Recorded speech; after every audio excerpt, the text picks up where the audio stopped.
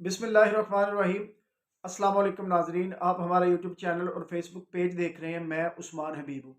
कल का जो कराची में बलदियाती इंतखाबात थे उसमें इंतहा का जुर्लू फेरा गया है और ये पीपल्स पार्टी और बिलखसूस इलेक्शन कमीशन की मर्जी से फेरा गया है, क्योंकि जो इलेक्शन कमीशन है या इलेक्शन कमीशन के जो अफसरान हैं सिंध के अंदर, वो अपना काम तो करते नहीं हैं, वो चापलूसी करते हैं शुरू से सिंध हुकूमत की, शुरू से पीपी वालों की। क्यों हर दफा पीपी वहां से जीत जाती है? क्यों ऐसा होता है?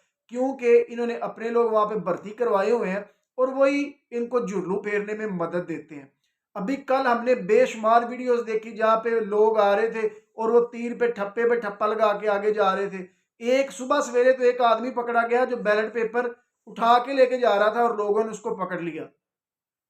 और बाद में ये एक वीडियोस नहीं, ये बड़ी वीडियोस आई कि जनाब के लोग आ रहे हैं और एक एक बंदा लगा हुआ तीर पे ठप्पे लगाई जा रहा, ठप्पे लगाई जा रहा, दादू में थे वो ठप्पे लगाई जा रहे हैं। और जनाब फिर डे एंड पे हमें यही पता चला जी पीपल्स पार्टी वहां से विन कर गई। जनाबे वाला, असल मसला ये है कि सिंध में अभी तक भुट्टो सिर्फ इसलिए जिंदा है क्योंकि वहां पे धांधली अभी तक भी होती है। इतने सैलाब के बावजूद ये लोग सलामत आसिम की मदद के लिए नहीं निकले। लोग इनको गालियां देते थे, लोग इनका नाम सुनना पसंद नहीं करते थे, तो फिर भी ये किस तरह जीत गए कराची से या सिंध में से? जनाब, इसीलिए नहीं कहते कि आज भी भुट्टो जिंदा है। भुट्टो इसीलिए जिंदा है कि इन्होंने भुट्टो को धांधली कर करके जिंदा रखा हुआ है। लोग तो इनको वोट डालते नहीं है, तो ये एकदम से बॉक्स के अंदर में से इतने वोल्ट कैसे निकल आते हैं इनके हक में? ये शुरू से इनका वतीरा है ये पीपल्स पार्टी का कि हर दफा ये धांधली करके ये जीतते हैं और इस बार भी इन्होंने ऐसे ही किया। अगर हम बात करें जमाते इस्लामी की, हाफिज नईमुर रहमान, आप जितना अप्रिशिएट करेंगे उतना कम है, क्योंकि हाफिज नईमुर रहमान एक ऐसा बंदा था, ऐसा लॉयल बंदा था, ऐसा ऑनेस्ट बंदा था कि उसके जैसा बंदा मुझे नहीं लगता कि शायद पूरे कराची में हो। क्योंकि उस बंदे ने खुद फील्ड में जाके काम किए। हमें ज्यादातर वो कराची की सड़कों पे ही नजर है। अगर हम आलमगीर खान की बात करें तो आलमगीर खान कराची के साथ बड़े लॉयल हैं, उन्होंने कराची के लिए बड़े काम किए हैं, वो कराची की फलाह बहबूद के लिए निकलते हैं। और ऐसा ही हाफिज नईमुर रहमान भी करते थे। हाफिज नईमुर रहमान ने जितनी तगोदो की है उतनी कराची में किसी दूसरे एमएनए एमपीए ने नहीं की। हाफिज नईमुर रहमान ने अपनी जो कंपेन की वो भी बड़ी लेवल की। जो उन्होंने फ्लाई अमा के काम किए वो भी बड़े लेवल के किए। जो उन्होंने रैलियां निकाली, एहतजाज किए, धरने दिए, वो भी बड़े लेवल्स के थे। और उसके बाद जो उन्होंने इलेक्शन पे पहरा दिया जमात इस्लामी के लोगों ने, वो बड़ा अच्छा था। उनकी जो इंतजामी अमूर थे वो सराहने के लायक थे।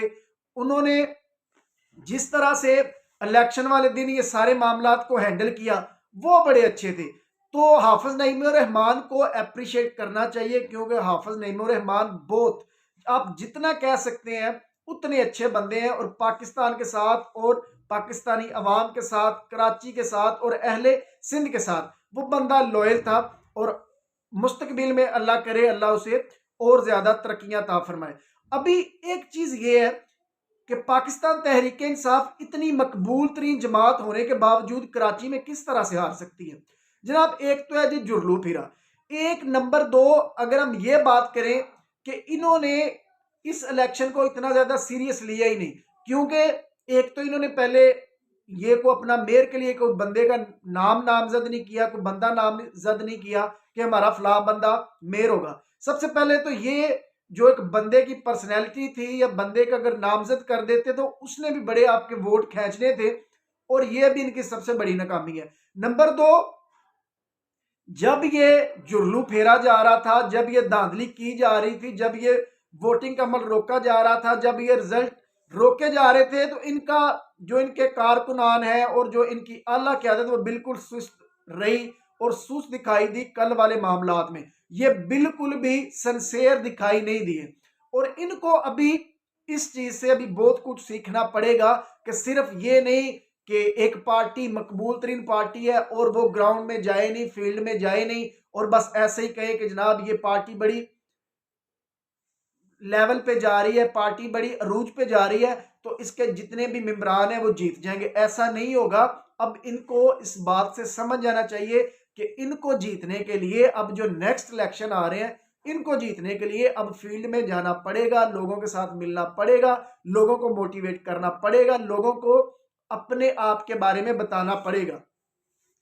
अगर हम बात करें कि कराची में सारी जमातों का इत्तेहाद किसने किया और कराची में ये जो जुहलू फेरने का काम इसकी इजाजत किसने दी, तो वो मिस्टर ए आजकल बड़े एक्टिव हुए हैं, जिसको पाकिस्तानी अवाम ने बड़ा सराहा था एक वाकये के बाद कि जनाब वो बंदा बड़ा निडर बंदा है, बेबाक बंदा है, दुश्मन की आंखों में आंखें डाल के बंदा बात करता है। लेकिन जनाबे वाला ये पाकिस्तान के लिए ये बंदे मुखलस नहीं है, ये पाकिस्तान के लिए भी मुखलस नहीं है, पाकिस्तानी अवाम के लिए भी मुखलस नहीं है।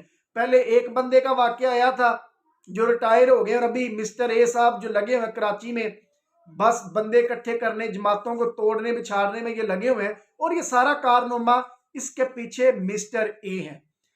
अगर हम बात करें कासिम अली शाह की जो बड़े ट्रेंडिंग पे चल रहे हैं, तो ये जो बड़े लोग हैं, ये बड़ी कंपनियां इन्होंने लॉन्च किया कासिम अली शाह को, चले जनाब हम इसको अब लॉन्च करते हैं इमरान खान के सामने और इसको इस पार्टी में हम टिकट लेके देते हैं और किसी तरह भी करके इसको पाकिस्तान तहरीके इंसाफ ज्वाइन करवा देते हैं। लेकिन इनकी जितनी भी चलाकियां होती है वो पकड़ी जाती हैं बड़े लोगों की, ये जितनी भी तदाबीर करते हैं इनकी सारी तदाबीर फेल हो जाती हैं, क्योंकि ये जितनी भी प्लानिंग कर ले होना वही है जो रब्बुल इज़्ज़त ने चाहना है।